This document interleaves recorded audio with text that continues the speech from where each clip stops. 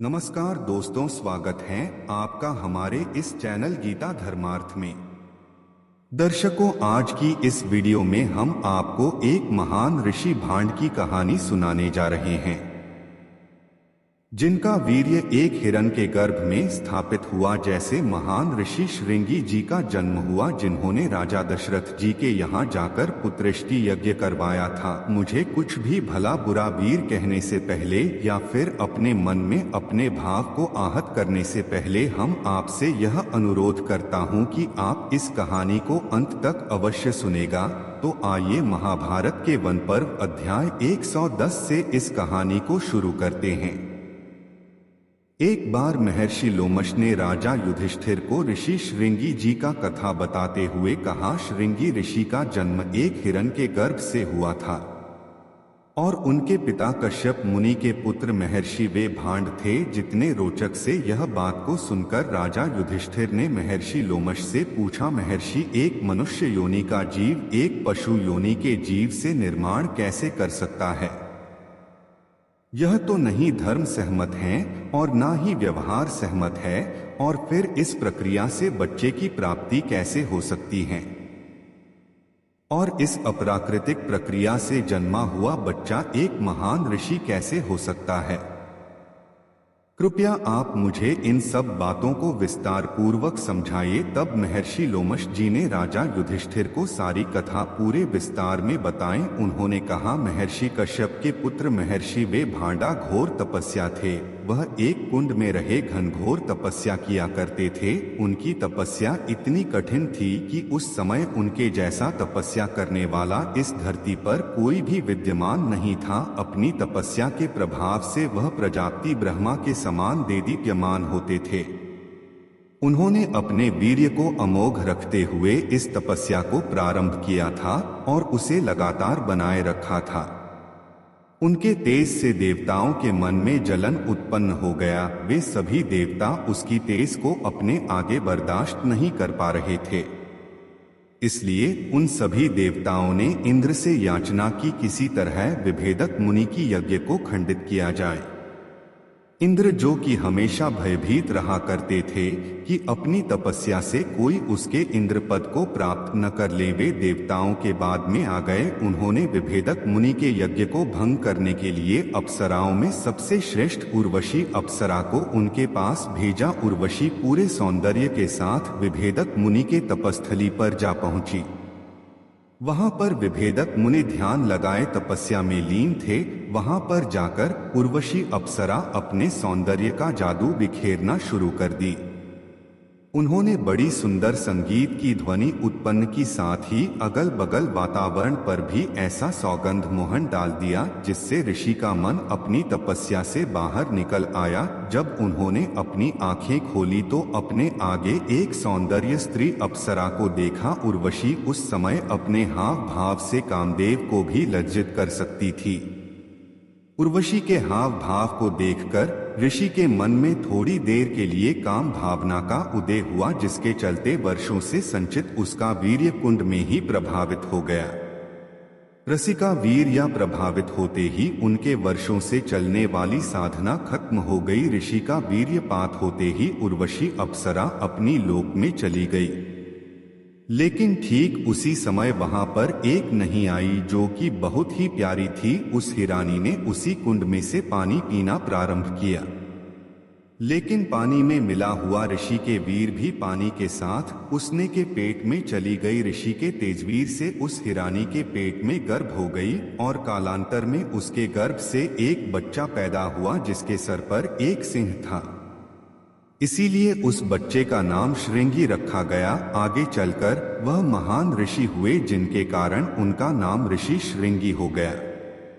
महात्मा युधिष्ठिर इतना सुनने के बाद लोमश ऋषि को टोक हुए कहते हैं, महज एक बात बताइए, मनुष्य का वीर्य पानी के साथ पीने से कोई भी पशु में गर्भ कैसे रह सकती है?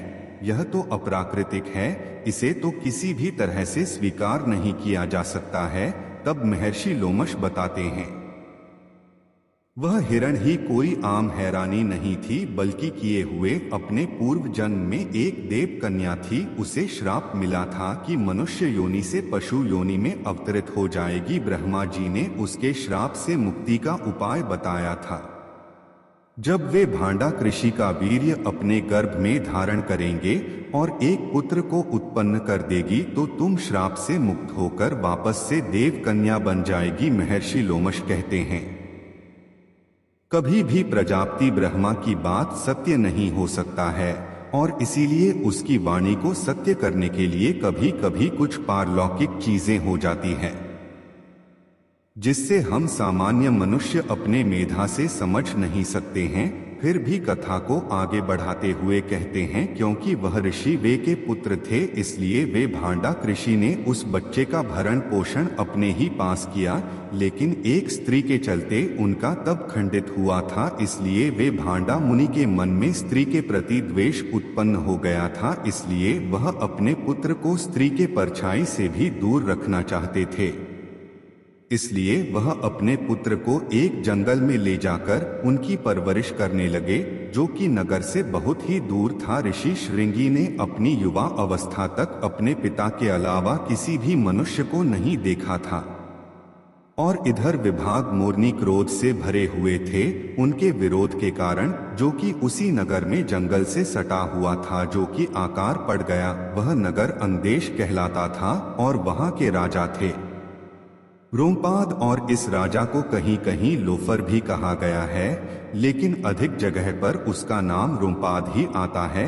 कभी कभी तो उन्हें चित्तराहत भी कहा जाता है।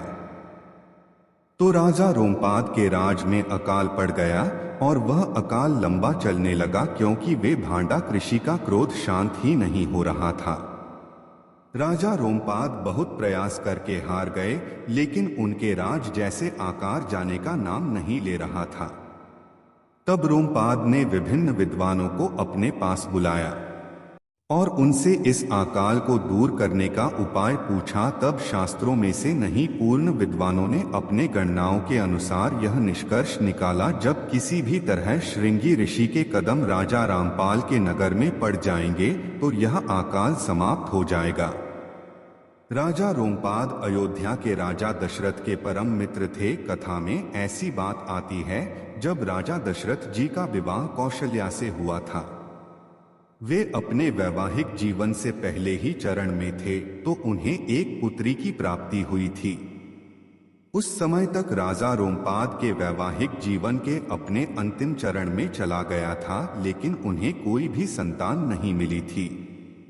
तब राजा रोमपाद ने अपने मित्र दशरथ से कहा था कि मित्र, अभी तुम युवा हो, अभी तुम्हारा विवाह नया हुआ है, तुम्हें आगे चलकर अनेक संतानें मिलेगी, लेकिन मैं अब लगता हूँ संतान के सुख से मूर्ख ही रहूंगा। मैं चाहता हूं कि तुम अपने पुत्री को मुझे दे दो, ताकि मैं भी अपने जीवन के सुख में संतान सुख का अनुभव कर सकें। तब राजा दशरथ अपने मित्र का मन रखने के लिए अपनी पुत्री को रोमपाद को दे देते हैं।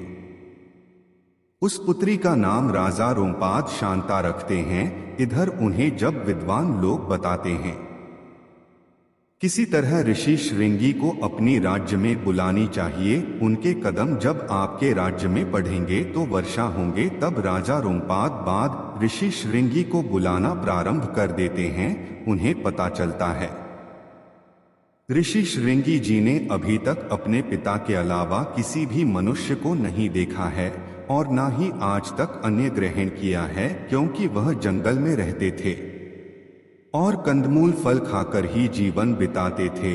तब राजा रोमपाद ने अपने नगर से कुछ सुंदर स्त्रियों को चुनकर के उनके आश्रम में भेजा। वे स्त्रियां ऋषि श्रृंगी के आश्रम के नजदीक में ही अपनी आश्रम बनाकर के रहने लगी। वह स्त्रियां ऋषि श्रृंगी के पास तभी जाती थी जब उसके पिता वे भांड तपस्या के लिए कुंड में चले जाते थे।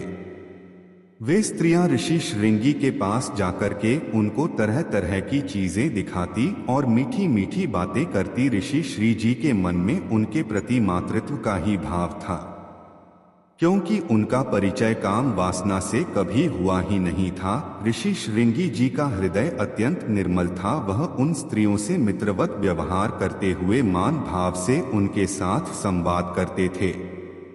एक दिन उन स्त्रियों ने उन्हें लड्डू लाकर खाने को दिया, क्योंकि वह जंगल में रहकर कंदमूल फल खाते थे और उन्हें संक्रांति के मिठास के बारे में पता नहीं था। जब उन स्त्रियों ने उन्हें मिठाई खाने को दिया तो उन्हें लगा यह कोई विशेष फल है, तो उन्होंने कहा, हम अपने जीवन में आज तक इतना मीठा फल नहीं खाया। तब स्त्रियों ने कहा, हमारे यहाँ ऐसे ऐसे फल बहुत ही अधिक मात्रा में होते हैं। अगर आप चाहे तो हम अपने यहाँ इस तरह कई फलों को दिखा सकते हैं और भरपेट आप इनका भोग लगा सकते हैं।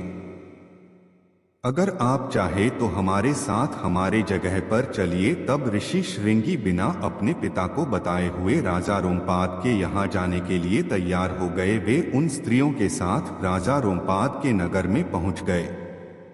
जैसे ही ऋषि श्रृंगी जी का पहला कदम राजा रोमपाद के नगर में पड़ा, वैसे वहां पर बारिश प्रारंभ हो गई और राजा रोमपाद के राज्य से अकाल की समाप्ति हो गई। लेकिन जानते थे यह एक छल है। उन्हें यह एक डर था कहीं वे मुनि वापस आकर श्राप ना दे दें। इसलिए उन्होंने उनके महल में भी भांडा मुनि के आने से पहले ही कुछ ना कुछ तो करना ही था। इसलिए उन्होंने भोले भाले ऋषि श्रृंगी का अपनी पुत्री शांता से विवाह कर दिया। ऋषि श्रृंगी निर्मोही थे। वे विवाह के अर्थ को भी समुचित तरह से नहीं जानते थे, लेकिन शांता उन्हें बहुत ही अच्छी लगी। ऋषि श्रृंगी को शांता के प्रति प्रेम का आकर्षण का भाव जाग उठा, इसलिए उन्होंने तभी ही उनके हाथ को अपने हाथ में ले लिया। उस दिन बरसात होते ही ऋषि मुनि समझ गए श्रृंगी किसी भी तरह से राज रोमपाद के नगर में चले गए हैं। वे क्रोध में तमतमाते हुए राजा रोमपाद के महल में पधारे। वे वहां पर राजा रोमपाद को श्राप देने वाले थे। उन्होंने देखा कि वहां पर शांता और ऋषि श्रृंगी का वापस में विवाह हो चुका है, पाणिग्रहण संस्कार किया जा चुका है। अब तो राजा रोमपाद और ऋषि भांड संबंधित हो गए थे। वे श्राप कैसे दे सकते थे?